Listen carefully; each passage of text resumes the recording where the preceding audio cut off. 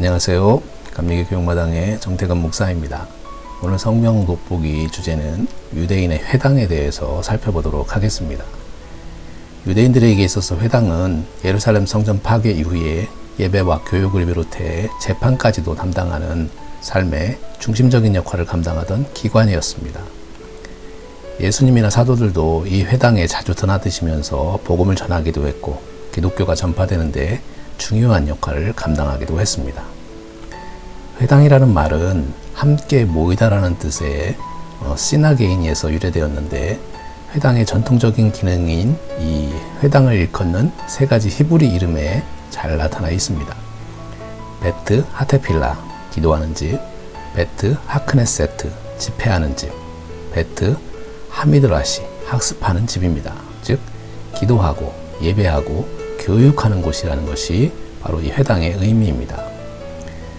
유대인의 회당 제도는 바벨론 포로 기간 중에 생겨났다는 것이 학자들의 일반적인 견해입니다. 유대인들이 바벨론에 의해 멸망당하기 전에는 예루살렘 성전에서 제사를 드리며 살았습니다.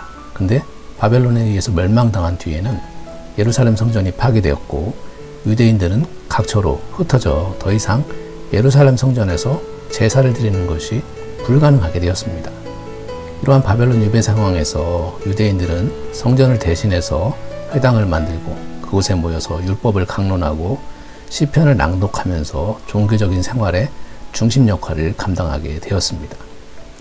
유배 이후에 이스라엘로 돌아온 유대인들은 성전과 함께 이 회당 제도도 각 동리마다 만들어서 운영을 해왔습니다. 주 70년 예루살렘 성전이 파괴될 당시에 예루살렘에는 394개의 회당이 있었다고 하는데 이는 동네마다 회당이 있었다는 것을 나타내주고 있습니다. 특별히 예루살렘 성전이 로마에 의해서 주 70년에 파괴된 이후에는 회당의 중요성이 더 커졌고 유대인들의 종교적, 사회적 생활의 중심지가 되었습니다. 회당은 예배와 종교적인 모임을 위한 장소였고 학교였으며 사법적인 절차를 집행하는 곳으로 확대되었습니다. 1세기 문헌에 따르면 회당은 팔레스타인에만 있는 것이 아니라 로마, 그리스, 이집트, 바벨로니아, 소아시아 등지에서도 많았는데 전 세계에 흩어져 살던 유대인들에게 회당은 상과 종교의 중심 역할을 감당했던 것입니다. 이 회당은 성전과 달리 유대인들이 모여 사는 곳이면 어느 지역이든지 설립되었는데 유대인 남자 10명 이상이 되는 곳이면 어디든지 회당을 세울 수 있었습니다. 이러한 회당의 출현은 유대교 역사에서 큰 변화를 가져왔는데 회당은 종교의식에 있어서 전적으로 새로운 개념을 만들어냈습니다. 또한 공적인 종교의식의 성격에도 큰 변화를 가져오게 되었습니다. 즉 예루살렘 성전이 없어졌기 때문에 그때까지 핵심을 이루고 있었던 희생제사가 회당을 중심으로 해서 기도와 종교적인 학습과 권고로 대체되게 된 것입니다. 이스라엘 공동체를 대표해 공적인 종교의식을 집행하는 것은 이제 더 이상 제사장들의 전유물이 아니라 모든 이에게 개방된 것입니다. 이제 종교의식에 참여하는 사람들은 성전에서처럼 종교의식이 거행되는 곳에서 멀리 떨어져서 바깥들에 머물러 있지 않아도 됐고 모두가 직접 종교의식을 이끌어가는 주체로 참여하게 된 것입니다.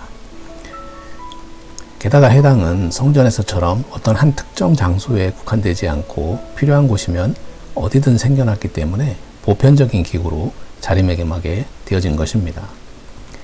이 회당 제도가 생긴 후에 새롭게 생긴 직제가 있는데 그것은 소위 서기관 또는 율법사라는 납비들입니다. 이들은 처음에는 성경을 복사하는 일을 했지만 차츰 성경 연구와 해석하는 일까지 하게 되었습니다. 우리가 잘 아는 회당으로는 가버나움 회당인데 이스라엘로 성지순례를 가면 갈릴리의 가버나움이라는 곳을 들리는데 이 가버나움은 베드로가 살던 곳이었죠. 또한 예수님께서도 사역의 중심으로 삼으셨던 곳입니다. 이 가버나움의 베드로의 집 옆에는 지금은 기둥만 남아있는데 가버나움 회당이 이 사진처럼 있습니다.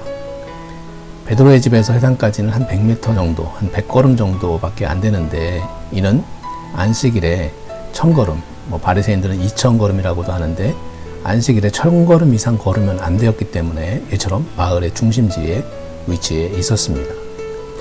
우리가 또 성경에서 만나볼 수 있는 회당이 나세렛 회당인데 이곳에서 예수님이 이사야서를 낭독하시고 이 말씀이 응해졌다고 선포하자 사람들이 예수님을 절벽에서 떨어뜨리려고 했던 그런 사연이 있는 회당인데, 바로 예수님의 고향 회당이 바로 나사렛 회당입니다. 지금까지 회당의 유래와 역할에 대해서 살펴보았습니다. 감사합니다.